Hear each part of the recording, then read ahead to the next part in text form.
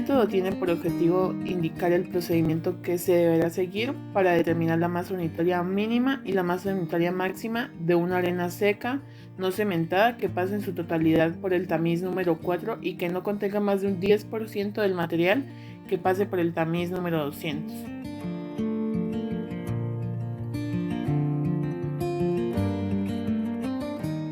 Masa unitaria seca mínima o densidad seca mínima. Es aquella que se obtiene con este método de ensayo, tratando de evitar tanto la segregación como el apelmazamiento de las partículas de la arena y que está asociado al grado más alto de compactación o acomodo del suelo. Relación de vacíos máxima. Es la relación de vacíos de referencia asociada a la masa unitaria seca mínima. Masa unitaria seca máxima o densidad seca máxima.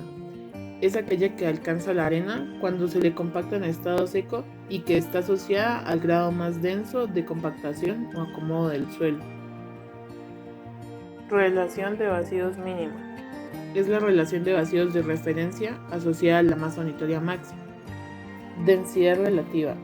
Es la relación expresada en porcentaje entre la diferencia de relación de vacíos máxima del suelo con la relación de vacíos característica del suelo en el estado en que se desea encontrar la densidad relativa y la diferencia entre las relaciones de vacíos máxima y mínima. Índice de masa unitaria o índice de densidad. Es la relación expresada en porcentaje entre la diferencia de la masa unitaria o densidad seca característica del suelo con un determinado arreglo con la masa unitaria mínima o densidad mínima de este mismo suelo y la diferencia de la masa unitaria máxima o densidad máxima con la masa unitaria mínima o densidad mínima.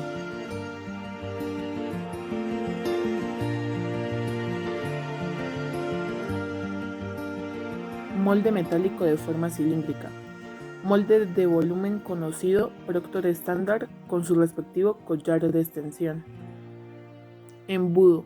El embudo, también llamado fonil, es un instrumento empleado para canalizar líquidos y materiales granulares en recipientes con boca estrecha. Horno de laboratorio. Usar un horno de desecación cuya temperatura sea regulable hasta 115 grados. Martillo de compactación. Martillo con un pistón y una altura de caída controlada, accionado a mano o mediante un dispositivo mecánico. Base metálica. Bandeja de uso general para una gran variedad de tareas de laboratorio. Balanza. Instrumento para determinar la masa de una muestra con una legibilidad de 1 gramo de la masa a utilizar y capacidad de 10 kilogramos. Tamiz número 4. Se usa para separar las partes finas de las gruesas. Está formado por una tela metálica o rejilla tupida que está sujeta a un aro. También es conocido por sedazo o criba. Tamiz número 200. Se utiliza para separar las partes más finas de un material.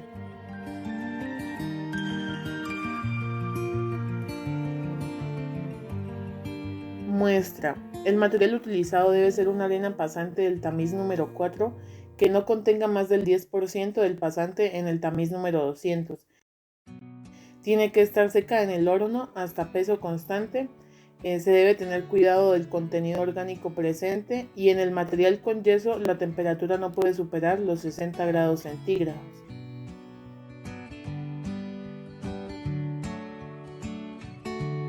Se recomienda preparar aproximadamente 5 kilogramos de arena y escoger la muestra por cuarteo. Para masa unitaria mínima 5 kilogramos y para masa unitaria máxima 6 kilogramos.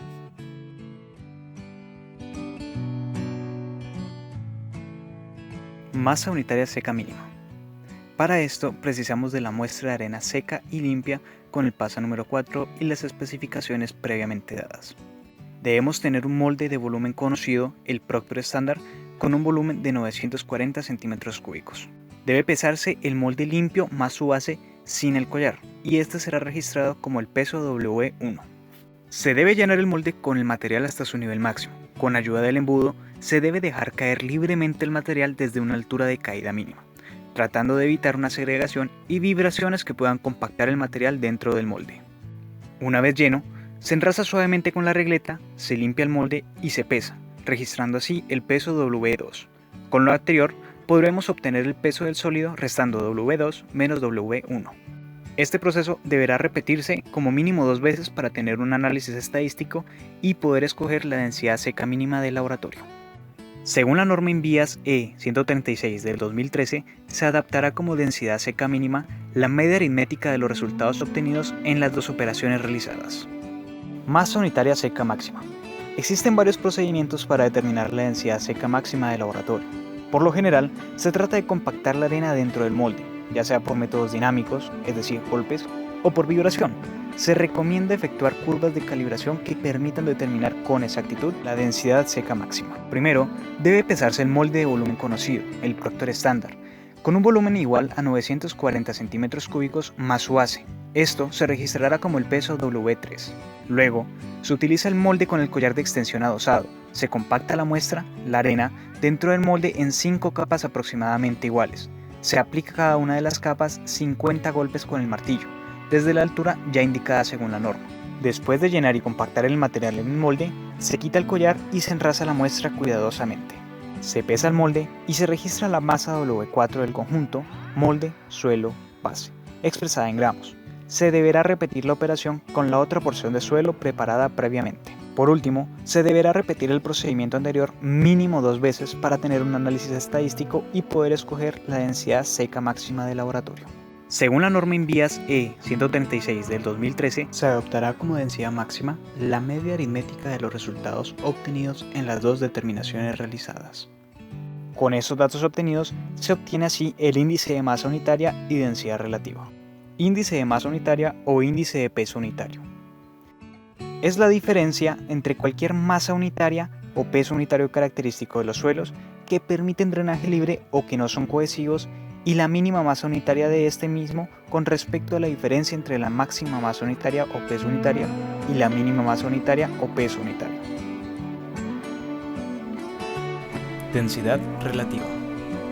Es la diferencia entre la máxima relación de vacíos y cualquier relación de vacíos característica de los suelos, que permiten drenaje libre o que no son cohesivos, con respecto a la diferencia entre la máxima relación de vacíos y la mínima relación de vacíos. Así también podemos observar la densidad relativa en términos de masas unitarias secas o densidades secas.